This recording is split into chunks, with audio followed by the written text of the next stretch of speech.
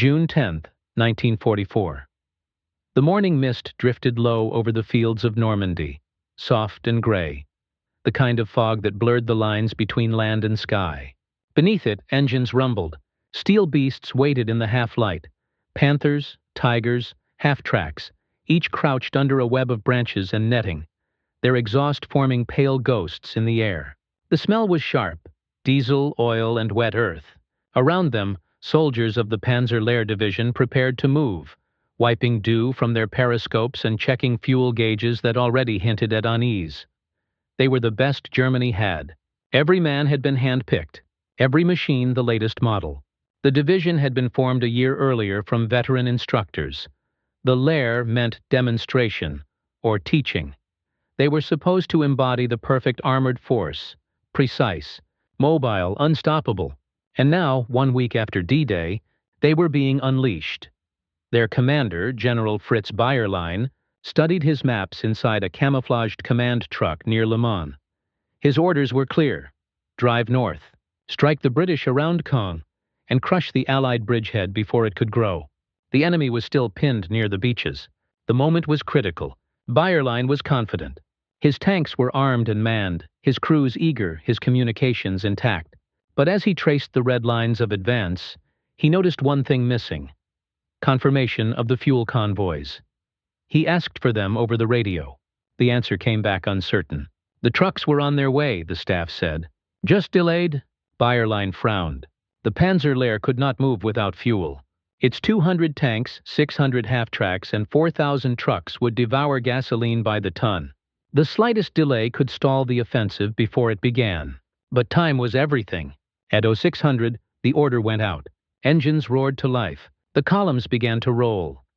Behind them, far to the south, lay 50,000 gallons of fuel, enough to feed the division for days. It sat at a depot outside Chartres, neatly stored in drums and tankers, waiting for transport. But it would never arrive. Somewhere in the Reich's labyrinth of logistics, a clerk had copied the wrong rail code.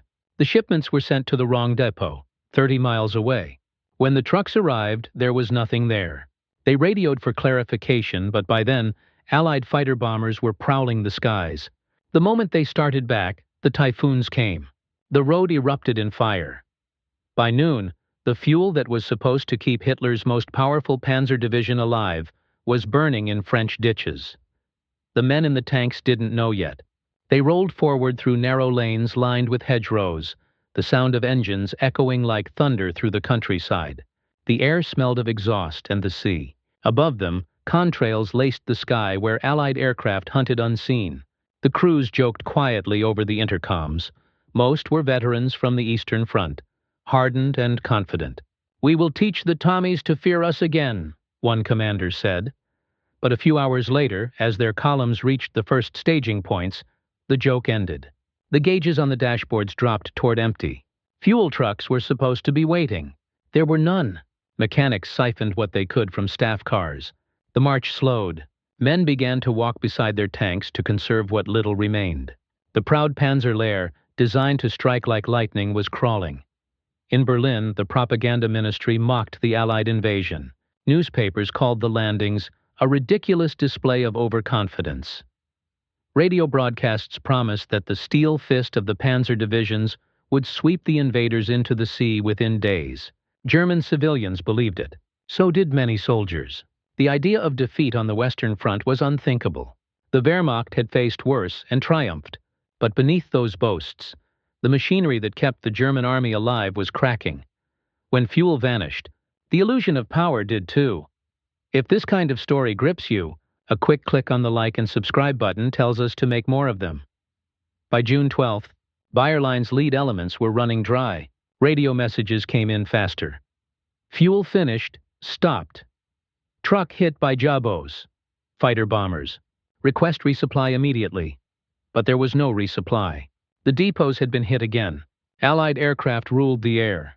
The few remaining convoys moved only at night, headlights off, creeping through darkness. Even then they were spotted.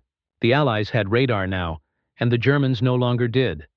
A driver who survived one of those night runs wrote after the war, "We could see the bombs falling miles away. The sky glowed red and the ground shook. I remember the smell of burning gasoline and the thought, this is our blood spilling. Still Byerlin pressed forward. He had no choice. On June 13th, his division collided with the British 7th Armored Division near the village of Villers-Bocage. The battle began with German brilliance. A handful of Tigers ambushed the British column, destroying tanks and trucks in quick succession. For a moment it seemed the old magic of blitzkrieg had returned. But then the engines began to cough. One by one, the German tanks stopped. The attack faltered. We were winning, a gunner recalled, and then we were still. The British regrouped. The RAF arrived. Rockets screamed down through the hedgerows, ripping apart anything that moved, or didn't.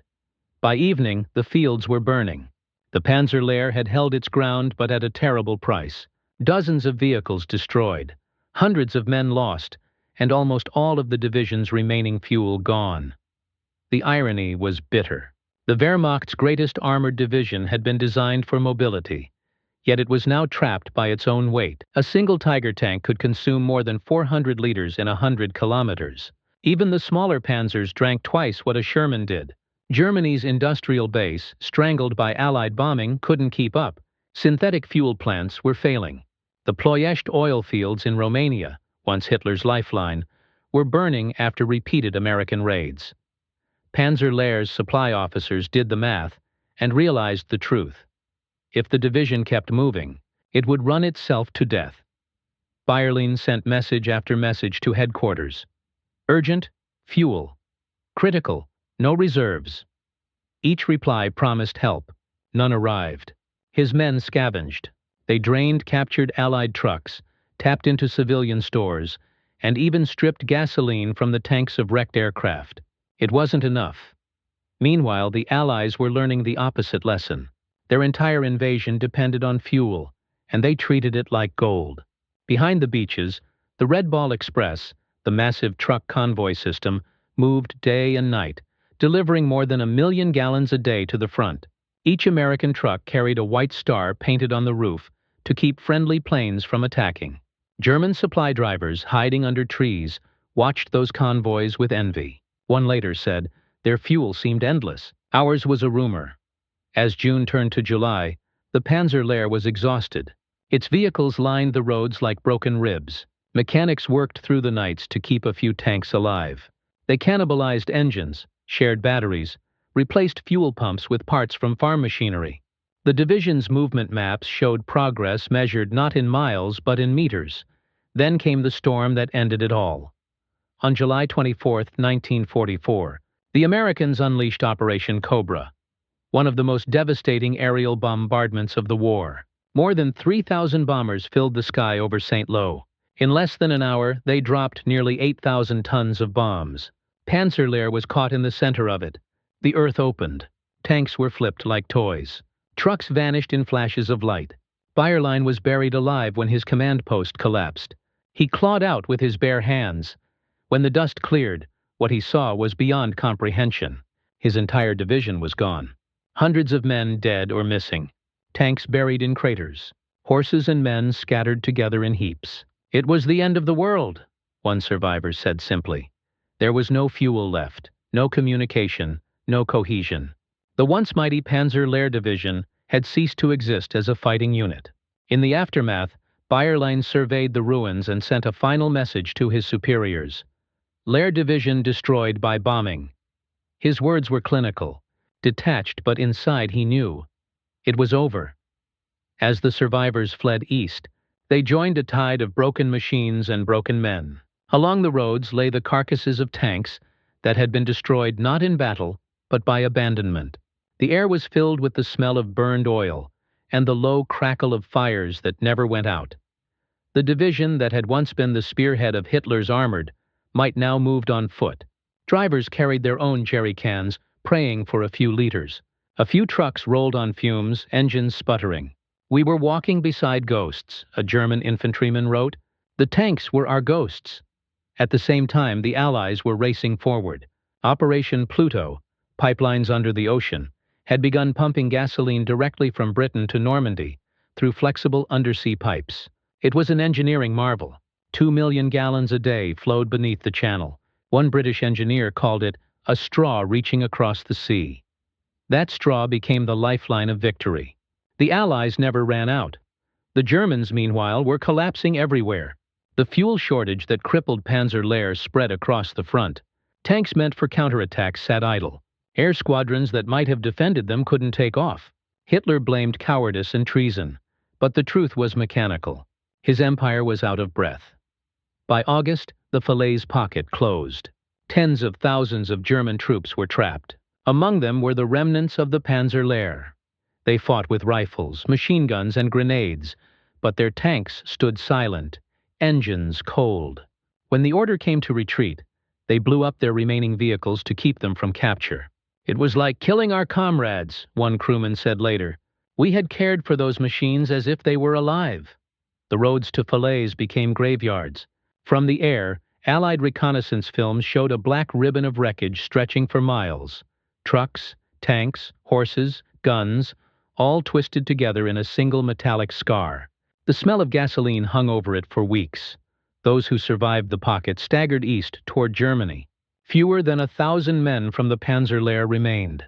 Of the 200 tanks they had started with, fewer than 20 still ran.